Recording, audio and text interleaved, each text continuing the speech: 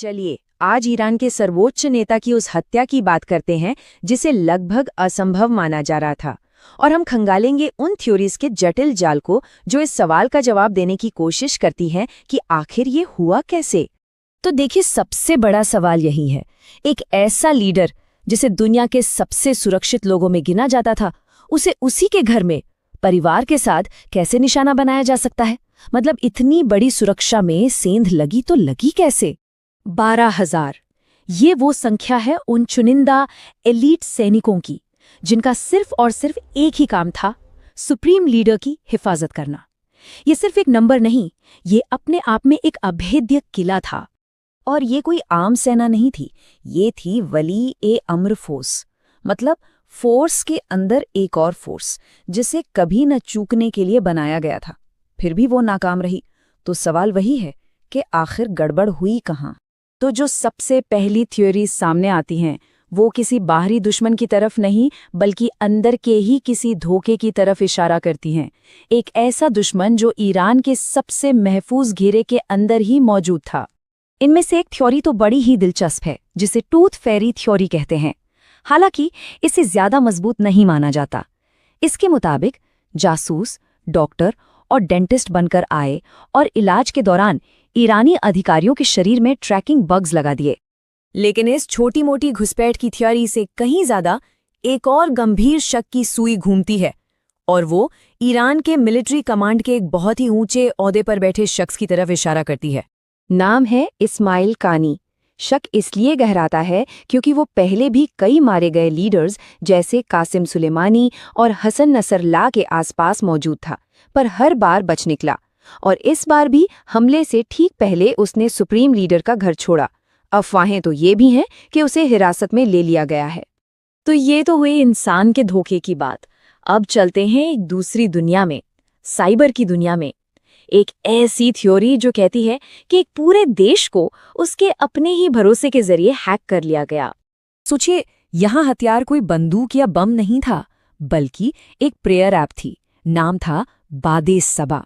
ये ऐप लाखों ईरानियों की रोजमर्रा की जिंदगी का हिस्सा थी, जिस पर लोग आंख बंद करके भरोसा करते थे। 50 लाख लगभग इतने लोगों के फोन में ये ऐप इंस्टॉल थी, और इसी वजह से अनजाने में ही जासूसी के लिए एक बहुत बड़ा नेटवर्क तैयार हो गया था। और इस हैकिंग का सबूत तो और भी चौंकाने वाला है। कहते हैं कि हमले के वक्त इन 50 लाख यूजर्स के फोन पर अचानक एक मैसेज चमका, मदद आ पहुंची है, जैसे हैकर्स ने अपना विजिटिंग कार्ड छोड़ दिया हो। माना यह जाता है कि इस सब के पीछे इजराइल की जानी मानी साइबर वॉरफेयर यूनिट 8200 का हाथ था। उन्होंने ही आस्था के इस प्रतीक को जासूसी के एक खतरनाक हथियार में बदल दिया। प्रेयर ऐप वाली थ्योरी काफी सनसनीखेज है, लेकिन एक और थ्योरी है जिसे फाइनेंशियल टाइम्स की रिपोर्ट के मुताबिक सबसे मजबूत सुराग माना जा रहा है, और वो ये है कि ईरान के अपने ही निगरानी सिस्टम को उसी के खिलाफ इस्तेमाल किया गया। ये कमाल की चाल थी। हुआ ये कि ईरान ने अपनी ही महिलाओं पर हिजाब कानूनों के लिए नजर रखने के लिए हजारों नए हाईटेक ट्रैफिक कैमरे लगाए। यूनिट 8200 ने कथित तौर पर इसी नेटवर्क को हैक कर लिया और इसका मकसद ही बदल दिया। अब ये कैमरे नागरिकों को नहीं बल्कि ईरान के टॉप लीडरशिप की हर एक हरकत को ट्रैक कर रहे थे। और बात सिर्फ कैमरों पर नहीं रुकी, ये एक टोटल कंट्रोल ऑपरेशन था। यहाँ तक कि सुप्रीम लीडर के घर के आसपास के मोबाइल टावरों को भी हैक कर लिया गया था, ताकि हमले के वक्त सारी कम्युनिकेशन ठप हो जाए और वो पूरी तरह से दुनिया से कट जाएं। तो ये सब थ्योरीज बताती हैं कि ये हत्या कैसे हुई। लेकिन अब एक और गहरा सवाल सामने आता है, क्यों? कुछ रिपोर्ट्स ये भी इशारा करती हैं कि शायद सुप्रीम लीडर को अपने अंजाम का अंदाजा पहले से ही था। अपनी मौत से कुछ महीने पहले के एक कथित नोट में उन्होंने लिखा था कि इस लड़ाई में नेताओं को निशाना बनाया जा सकता है, पर मेरे बाद रुकना मत, अपने अगले 4 लीडर्स तय कर लेना। ऐसा लगता है जैसे वो अपने लोगों को अपनी शहादत के लिए तैयार कर रहे थे।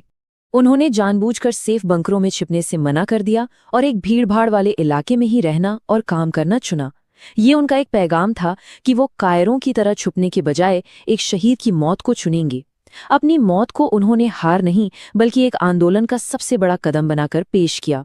तो आखिर में ये एक उलझा हुआ सवाल हमारे सामने खड़ा होता है, क्या ये एक बहुत बड़ी इंटेलिजेंस की नाकामी थी या फिर ये एक ऐसे लीडर का आखिरी सोचा समझा कदम था जिसने अपने मकसद के लिए शहीद होना खुद चुना।